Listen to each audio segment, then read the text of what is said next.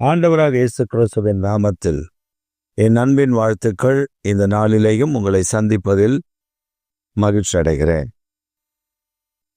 இன்றைக்கு நம்முடைய தியானத்திற்காக நாம் தெரிந்து கொள்கிற வேத வசனம் ரோமருக்கு எழுதின நிருபம் 16ஆம் அதிகாரம் 20வது வசனம்.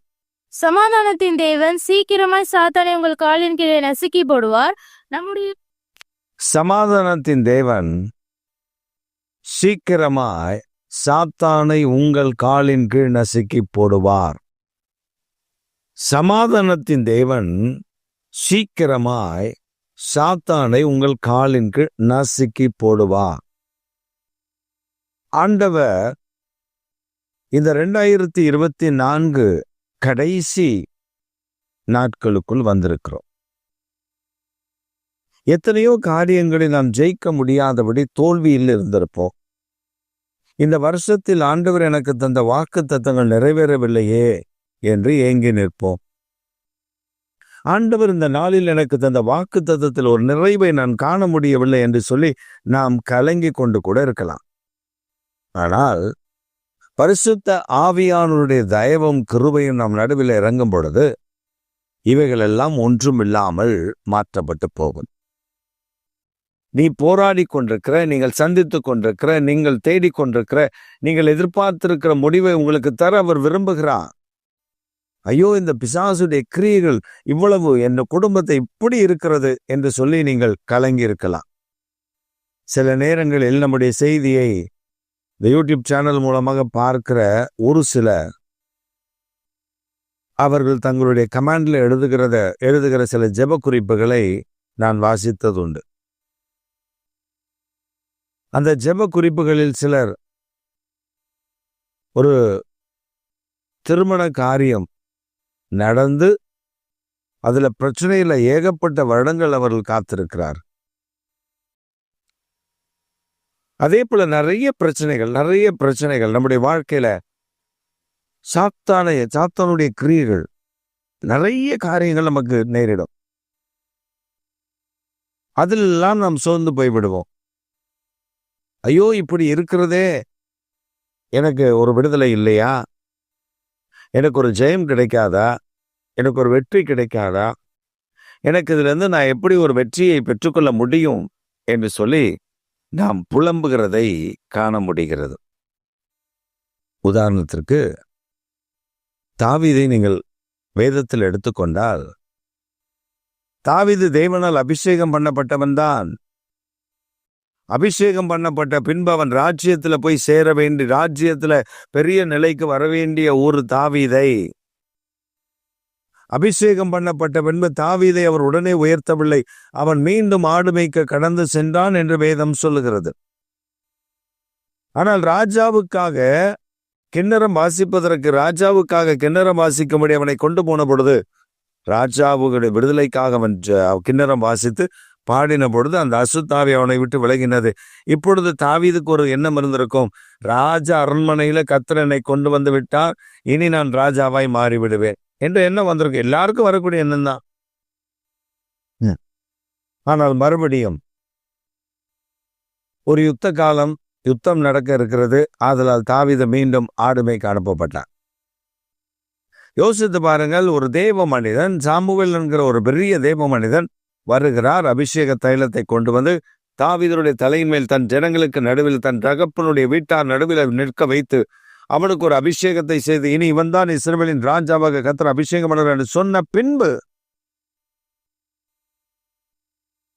அவனை கர்த்தர் உடனே ராஜாவாக மாற்றவில்லை. தேவன் அவனை ராஜாவாக மாற்றுவதற்கு தகுதியான நேரத்திற்காக அவனை காத்திருக்க பண்ணினார். சத்ருடைய பல போராட்டங்கள், அவனை கொலை செய்ய சவுல் போட்ட திட்டங்கள், மீகா அவனை காப்பாற்றுகிறார். மீகால் காப்பாற்றிவிட்டு பின்பு தாவீதை கொல்லுவதற்கு பல முறை முயற்சிக்கப்படுகிறது. கர்த்தர் தாவீதோடு கூட இருந்தார். முடிவிலே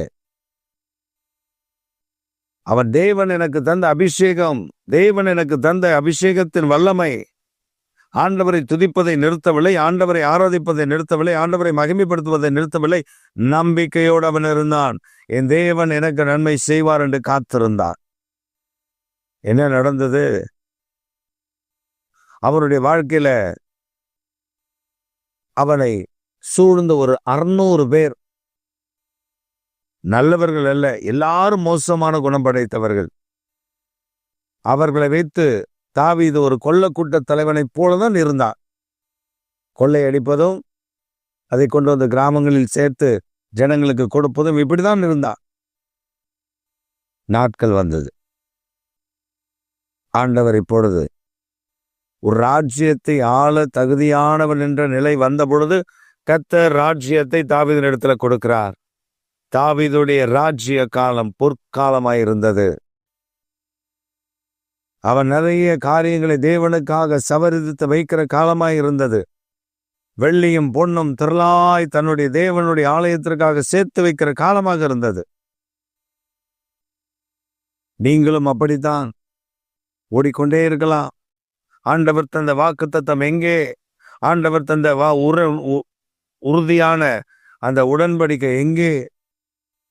ஆண்டவர் என்னோடு கூட ஒரு உடன்படிக்கை பண்ணினார், அது எங்கே? நீ கேள்வி கேட்டுக்கொண்டே இருக்கலாம். ஆனால் கர்த்தருடைய வசனம் சொல்லுகிறது, கர்த்தர் சீக்கிரத்தில் சாத்தானை உன் காலின் கீழ் நசுக்கி போடுவார். சீக்கிரத்தில் நீ மேற்கொள்ளுவாய். தேவ சமாதானம் உன்னை நிரப்பிவிடும். சீக்கிரத்தில் அது நடக்கும். இந்த வருஷத்தின் முடிவுக்கு வந்திருக்கிறீர்கள். எத்தனையோ வாக்குத்தத்தங்கள் நாம் சுதந்திரிக்க முடியாமல் போயிருக்கலாம். ஆனால் ஆண்டவர் சொல்லுகிறார், இன்றைக்கு சீக்கிரத்தில் நான் தந்த வாக்குத்தத்தங்கள் உனக்கு நிறைவேறும். சீக்கிரத்தில் அது நடக்கப் போகிறது. அதற்காய் மாத்திரம் காத்திரு. நாம் அது நடக்காதனால சோர்ந்து விடுகிறோம். யோசேப்பை குறித்தும் வேதம் தெளிவுபடுத்துகிறது. யோசேப்பு செல்ல பிள்ளையா வளர்க்கப்பட்டான். பலவர்ண அங்கி, அவனுக்கு ஒரு ஸ்பெஷல் கிரேடு. தன் குடும்பத்தாரோடு தன் வீட்டாரோடு அவன் மகிழ்ச்சியாக தான் இருந்தார். ஆனால் அவனை பிடித்து அடிமையாக விற்றுவிட்டார்கள் தன் சகோதரர்கள். எகிப்தில் அவன் அடிமையாக தான் போயிருக்கிறான். போத்திபார் வீட்டில் அவன் மீண்டும் தலை தூக்கி நிற்கிறான்.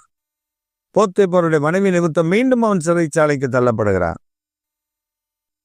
ஆனால் எல்லாருடைய முகங்களும் சோர்வு இருந்தது. யோசேப்பும் கண்ணீர் வடித்திருப்பான், அழுதிருப்பான். ஆனால் கர்த்தர் அவன் துக்கத்தை வெளியில காண்பிக்கவில்லை. ஆண்டவர் அவன் கூடவே இருந்தார். சிறைச்சால் அவன் மற்றவர்களுக்கு ஆலோசனை கொடுக்கிறவனாக இருந்தான். முடிவிலே கர்த்தர் அவன் கரத்தின் கீழ் அவனுக்கு சாத்தானை கீழ்ப்படுத்தி நசுக்கி போட்டு அவன் மேலே எழும்பினான். அவன் நிமித்தம் அந்த தேசம் ஆசீர்வதிக்கப்பட்டது. உலக நாடுகள், அந்த தேசத்தை சுற்றியிருந்த நாடுகள் செழிப்படைந்தது. ஆகார திரட்சி இவனிடத்தில் இருந்தது. ஆகார குறைவுகளை போக்கி ஜனங்களை வாழ வைத்தான். வேதம் அப்படித்தானே சொல்லுகிறது. யோசேப்புக்கு திருமணமாகி பிள்ளை பிறந்த பொழுது அவன் கதறி அழுது சொல்லுகிறான், என் துக்கத்தை மாறப்பண்ணினே. வேதம் மிக தெளிவாக நமக்கு சொல்லிக் கொடுக்கிறது. இக்காலத்து பாடு இனிவரும் மகிமைக்கு ஒப்பானவைகள் அல்ல.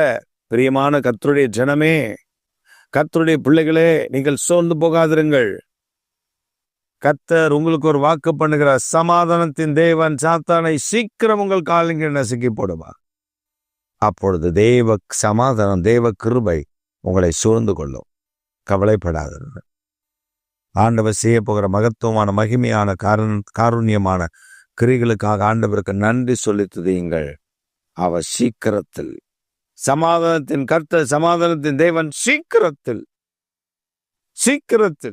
சாத்தானை உங்கள் காலிங்கு நசுக்கி போடுவார். உங்கள் பிரச்சனைகள், உங்கள் போராட்டங்கள், உங்கள் நெருக்கடிகள் கர்த்தர் உங்களுக்கு முன்பாக அது ஒன்றுமில்லாமல் போகும். பொருளாதார நெருக்கடியில் இருந்து கலங்கி கொண்டிருக்கிறீர்களா? கர்த்தர் அதை மாற்றுவார். ஐயோ, என் பிள்ளைக்கு திருமணம் ஆகவில்லை என்று கலங்கி கொண்டிருக்கிறீர்களா? கர்த்தர் அதை அந்த காரியத்தில் கர்த்தர் அற்புதம் செய்வார். நீ எது மேற்கொள்ள முடியவில்லை, எல்லாரும் என்னை நிந்திக்கிறார்கள், சாத்தானுடைய கூட்டத்தார் என்னை நிந்திக்கிறார்கள், கவலைப்படாதிருங்கள். God will help you. to overcome your problems. இந்த வருடத்தில் உங்களுக்கு தந்த வாக்குத்தத்தங்களை அவர் நிச்சயம் நிறைவேற்றுவார். வருகிற வருடத்தில் அந்த வாக்குத்தத்தங்கள் ஆம் என்றும் ஆமேன் என்றும் பிரதிபலிக்கிறதை காண்பீர்கள். மகிழ்ச்சியோடு விட கர்த்தரை துதியுங்கள். அவர் எத்தனை பெரியவர் என்பதை மறந்து விடாதிருங்கள். தேவாதி தேவன் தம்முடைய அனுக்கிரக கிருபை உங்களுக்கு தந்து உங்களை ஆசீர்வதித்து உங்களை உயர்த்துவார். ஆமேன், ஆமேன்.